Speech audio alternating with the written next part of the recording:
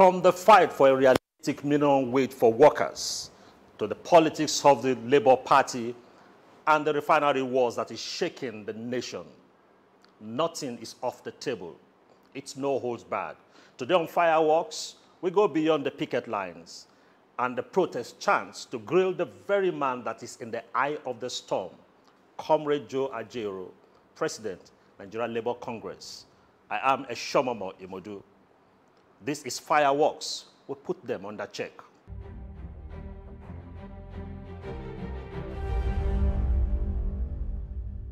Like I said earlier on, my talk today is Comrade Joe Ajaero. Nice to have you here. Yeah, let's start with the realistic minimum wage for labor.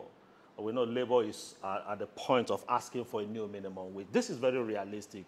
But do you think that the economic situation will be able to accommodate such increase that labor is demanding? Well, we were still, that was the argument that kept us where we are today. You know, when we came up asking for from 500,000 to 250, and finally there was pressure, campaign from all directions that if we take up to that amount, that it will create inflation. We ended up taking 70,000. But you know it will create inflation. But what's the difference now? If 70,000 could create inflation, you know. 500,000 will be worse off. I doubt, because the worker may equally balance at that level. Because all economic indices, you know, shows that even if we had taken even 30,000, with the increase in pump, if we had returned that 30,000, with the increase in pump price of petroleum products, inflation would have been there. Yeah, inflations are a different category. But have you taken a look at it? That is it about an ideology of labor, or the fact that empathy for your workers, that you felt that such demand should be made? And at this moment, should we be waiting for such increase without which you might want to ground the nation again? Well, the issue of increase and grounding the nation shouldn't even come up. Now, we are talking of policies that inflict, you know, these inflationary trends, policies that has nothing to do with wages. You know, by the time you float the naira, by the time you increase pump price of petroleum products, the worker won't be able to go to office. Transportation goes up, house rent goes up. That's exactly what we're talking basically. It doesn't matter how much you are saving. So in such a situation, what will be the way out? You know, all the social safety nets are not there. If we have vehicles that are free, that are cheaper, you know, and then you can solve the problem of transportation. If you have workers' quarters, if you have accommodation, you solve the problem of probably housing. And then before we talk of food, you know, even within 3 months, we are not able to maximize even production of rice and whatever. So if we produce enough food, and then we're good to go. So if you have assurance from government that these safety nets, there will be intense provision of these safety nets, we won't be talking about. Yeah, the assurance and the assurance and the assurance, they are not forthcoming. I think that's our greatest undoing, you know, to depend on government assurances that there will be food. No, it will not happen. That there will be housing for all of our workers. It is not happening. Even transportation to and fro is not happening. Even school fees and what do I call it, medical. You know, so these are some of the things that are basic. And by the time you devalue your currency, and let me say it clearly, there is no country that pays 70,000 of its currency as minimum wage. Because of the value of it, it's not seen as if it is paper. You know, I'm telling you, you can't get $70,000. Anybody that is paid $4,000 will be happy. Anybody that is paid $4,000. So it's an issue of the value. Yes, of what you are getting. You know, yes, quantum, 70,000, big. So do you agree that rebuilding the economy is work in progress? Well, it depends. If the economy is being rebuilt and is reflecting on the pocket, everybody will applaud it. But theoretically, you know, just like the IMF and World Bank will tell you that this economy is doing well, and meanwhile the purchasing power, you know, of the currency nothing to write home about. Then for a worker who is not a professor of economics, doesn't make sense. The issue of the refinery. Some persons say that it seemed as if labor became quiet when Dangote refinery went into production. We didn't hear the celebration that for the first time in about 40 years, we are now a local, we don't have a local refinery. As Dangote become Nigeria, that's the question you ask yourself. We have about 4 refineries in the country that were run aground. And then you see, yes, Warri, Port Harcourt. Run aground by who? By Nigerian state. By the Nigerian state. And at the point when the government wanted to sell those refineries, labor protested that they should not be sold. Why should they be sold? If they're not working with all the trillions that have been pumped into it. Privatization, solution. Why don't we privatize governance that is not working? This Dangote, the people running that place, did they come from the moon? That's the question you ask yourself. So the question I should also ask you is that you are against the 4 refineries, the Port Harcourt refinery and all the other refineries being sold for the sake of efficiency. Yes. Now, but it's been under the government for so long and they've not produced. Are you in support of billions being pumped into it without seeing any? Well, when you talk of billions being pumped, who is pumping the billion and who is the money going to? These are very important issues. You just see something that is not working and you are pumping in billions there. Who? It's all about leadership, either of the refineries or the government or the Ministry of Petroleum Resources. So how can you pour billion and you are not getting the required result and you're pouring more billion? Exactly. Yes. And so Dangote is one way to show us that because we have our local refinery run by a private sector individual, and the way to go, private sector driven refineries. The Dangote problem you are looking at is a problem of monopoly. And we have noticed it. Private sector monopoly is more dangerous than public sector monopoly. And I'm saying this that in cement and other areas, Bashita Sugars, Dangote bought it and shot it. Cement and others, Benue cement in that order. Now the problem of private sector monopoly is inflation. That is the inflationary rate in terms of prices. So there's no competition. So if you are talking of competition, competition is all about choice.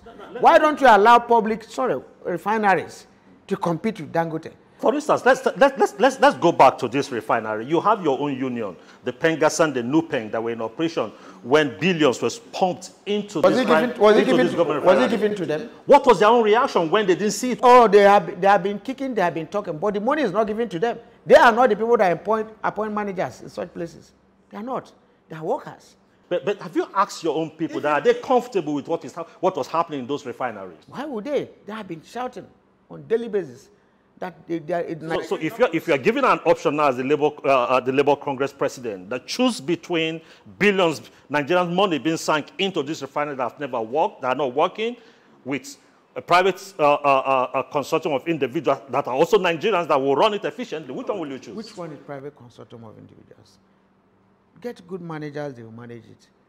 Don't go into nepotism. Do you do the same thing? Do you keep doing the same thing and expect a different result? We've gone around this circle. What is the dissent you are doing? Who is appointed there? Is he competent? Can he do the work? Why are you giving him money if he's not performing? The money pumped in there can't you build another refinery. Refining is not rocket science. Even the kids in the Niger Delta are refining with just drones. Why don't you legalize it? I agree with you. We can float a different refinery, but the one we have today, what is your own position with the one Dangote has? Because we also learned that some importers, those who did not benefit from this subsidy regime, ganged up against Dangote and are saying that, look, they will prefer to import fuel. Do you think importation of fuel at this time is what we need as a country? Well, when we are importing and when Dangote came up, which one is cheaper? That's the question. If importation is cheaper, importation is not cheaper. Is Dangote cheaper? It's better than when we were importing, even now. I'm telling you, even now. Which one is better? Which one is cheaper? Okay. Looking at the market value, before now, what was the pump price? of petroleum of PMS. Now, what is the price? What do you think are the gains from a local refinery? If we have our local refinery working, beyond just producing fuel, we're going to have some other auxiliary businesses that are going to come up. A lot. Almost So whichever way, it is better than we depend on importation, is that not? It's perfect. So if you have a local refinery that's importing, even the president and the vice president said he's a national asset. Don't you support that this national asset should be protected from those who lost out in subsidy regime coming to frustrate his business? I don't understand the essence of protecting or not. Dangote's business is Dangote's business. The 4 refineries, if they don't work, is a failure of governance. So I quite agree with you, but people say that if one is in there today and they don't enjoy the support of labor, how will others be encouraged to apply in? Because which one is not enjoying the support of labor? People say Dangote is not enjoying the support of labor. No, when you come with anti-labor stats, then there's a problem. Like the sack of those workers. That is minor. What you saw in the petroleum sector is because you have strong unions in the petroleum sector. Dangote operates in the agri sector. Find out what is happening in Bashita Sugars. Find out what is happening in the cement industries. You want to tell us? Almost 8 of our unions and affiliates are under Dangote. So if he was doing well with them, these people won't kick. So assuming he was doing well with them in terms of union management relationship in the others, when the oil sector comes, people would have challenged it. I listened to a lot of people coming up with analysis. It is all about a policy framework of a company. Those in agri sector are complaining. Those in mining are not even there. Those in construction are not there. Those in food and beverage are not there. So holistically, you know, the NLC and labor movement in Nigeria understand the character of Dangote as an employer. So that's what you are seeing. It doesn't matter whether it's in the oil and gas or whatever. That's the story. The former GMD of NNPC, Mele Kyari, is being investigated. Do you support that government should go the whole hog with him? Well, you see, if government decides to investigate the people that the person they appointed, what is my business? No, it's part of your business because you are one of those, labor is part of those who raises that voice. No, the issue is that every person must give account of his stewardship. Clear. So if they are investigating him, it's for him to give account of his stewardship. Because he superintended when billions was pumped for these refineries to be fixed. And they told us that they are working, and only for us to realize that they are not, it's not what they told us. Well, I could remember visiting Port Harcourt refinery, and I saw what was happening there. I don't know, the capacity was small, and we thought that they would pick up. You know, but I didn't understand why they should commission it when the capacity have not gone. Did you raise your voice when you saw them commission? When I finished, when I came out on the visitation, I came out and said exactly what I saw, and that's what I told you now. That yes, they have started, but it's not enough. You know, and even the major section, they have not finished the turnaround. So why are they commissioning? That's it. But it's better, even if those ones are giving us few barrels or few liters, for something to be coming out from there and coming out from Dangote and coming out from other places. It will serve this country better. Okay, let's go into something else, because people say Joe Ajero seem to be playing politics also. I'm talking about the Nigerian Labour Congress, I mean the Labour Party, that your men at a point overrun the headquarters of the Labour Party. But we'll come to that immediately after this break. To stay with us.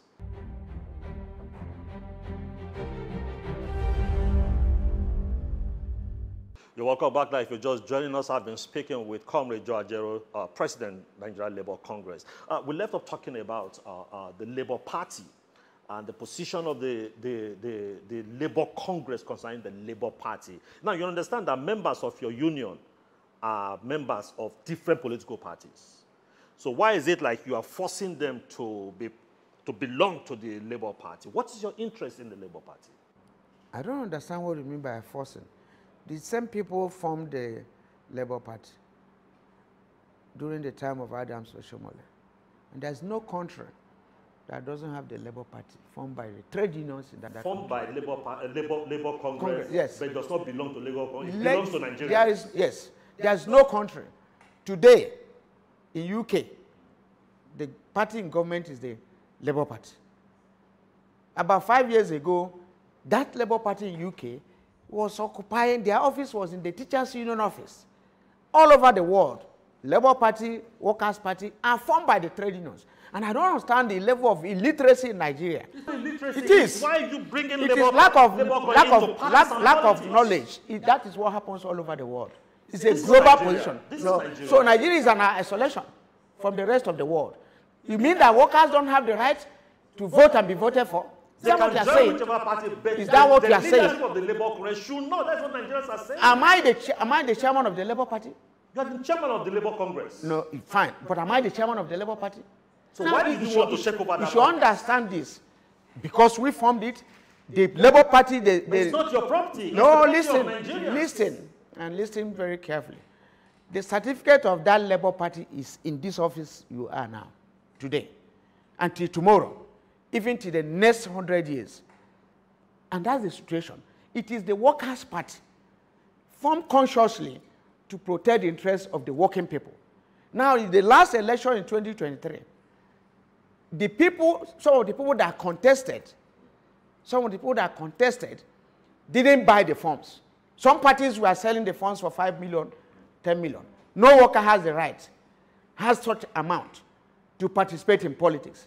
The party was made open, and it is the only political party in Nigeria that an Okada writer won election to be in the National Assembly. None of the conventional parties you are talking of that are for the bourgeois could have done it. We don't have any apology, and we maintain it. Whoever is trying to sabotage us, trying to blackmail himself as a chairman of Labour Party or whatever, any Labour Party without a trade unions in Nigeria is not the Labour Party. Now, aren't you worried that it is under your leadership that people are saying Labour Congress is becoming partisan, and people say it is your interest in Peter Obi that is making Labour Party get so much involved? Let me ask you on this. I mentioned to you here that it was during Adams Oshiomhole that Labour Party was formed. This current Labour Party. When he saw the signs, he pulled this current Labour Party. But the Labour Party has been there even in the 60s in Nigeria. During the past Kabafia era, it was part of Labour Party that fused up with SDP. And it was the trade unionists in SDP that moved from Labour Party that went to Jos to deliver Abiola. And that was why Pascal Bafia was supposed to run with him alongside. But that apart, I will give you the historical. When Adams Oshiomhole, under his tenure, Labour Party, he first declared to run under Labour Party in Edo. Before other parties. Before other parties. No, it was a coalition of other parties that he now ran on. Now, was it under my tenure that Mimiko emerged as governor of Ondo State? Was it? Yes, Labour Party ticket. But was it under my? It was Labour Party. When he emerged, I was chairman of the political commission of the NLC as the deputy president of NLC then. Was it under my tenure that Peter Obi emerged as the presidential candidate of the party? No, heck no. He was there before my emergence as NLC After your presidency in Labour Congress, are you going to politics? I have not given it a thought. People said because you're preparing the ground because you want to go into politics. Let them wait till that time. I have not given it a thought. I have a lot I'm doing. I trained as a lawyer, as a teacher, as a journalist, whatever. Comrade, aren't you bothered that Labour Congress, that you so much have this passion, Labour Party you have this passion for, is so divided? That even the Peter Obi we're talking about, it's neither here nor there. Because one leg is with ADC, the other one is with Labour Party. Aren't you worried that ahead of 2027, seems nothing is happening in that party? See, Peter Obi can move. And he was coming, he was moving to the Labour Party. And he can still move as a person. And like I told you here, I became NLC president when he was already a presidential candidate. He marched under the tenure of my predecessor. See, if he decides to go to anywhere, so be it. But the Labour Party remains the Labour Party. The people who are just coming there to tell you that it's not the NLC that formed it, it's not a workers' party. If you remove the workers there, whosoever is supporting somebody there without the workers is supporting an empty shell. But workers can't never come under one umbrella. Now, what you are talking is the plurality of our politics. Even in the same family, your family. Allow your children, allow your members to belong. No, whosoever wants to belong to any. Okay, but if their leader comes out and says Labour Party, they will follow. No, that's the problem. We don't talk like that. Because the last election, you can go to Kebbi. Kebbi was controlled by PDP, almost in the Senate, rep, whatever. But because the person running there was my colleague, both of us were deputy presidents of NLC, the workers in Kebbi gave him their votes. And he marched. Now, so the workers don't vote, the workers don't vote based on he must be in Labour Party. If there is a progressive candidate, especially with the same working class orientation with them, in PDP, in APC, in Labour Party, they work towards it. Don't believe that it is a party for Nigerians.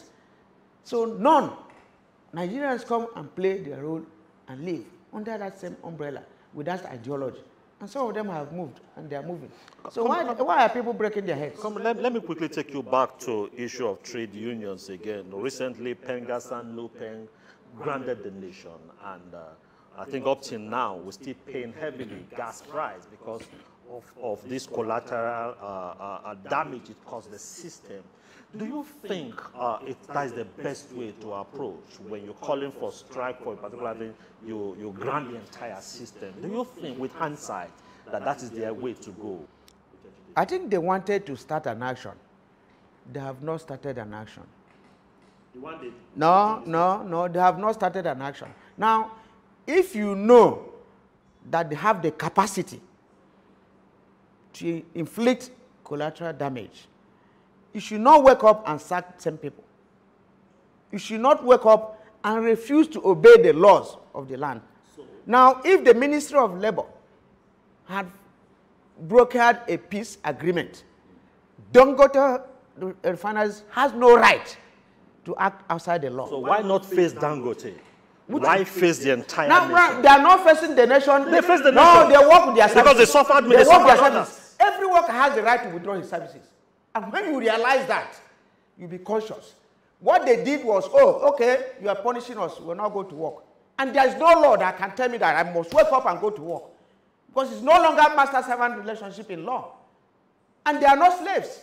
So if you decide to punish them and they decide not to go to work, and we are crying that the whole country has had an issue with a private sector employer. Perfect. You did not face only the private sector employer. Perfect. You decide to face every other employer, How? even those who are obeying the law. How? You granted them. How now? They could not go to work. They didn't go to work. And now you know that if they don't go to work, the whole country will suffer. What are you supposed to do? Comrade, if you're to be the president of the country, will you subscribe to people holding the entire nation to ransom? How do they hold the entire nation? By their action. The person that caused that action was the person that held the whole country. You have cause and effect. Why will you treat effect without cause? Why didn't you tell Dangote not to ask? Why won't you face Dangote? Why will you face the they entire Dangote. nation?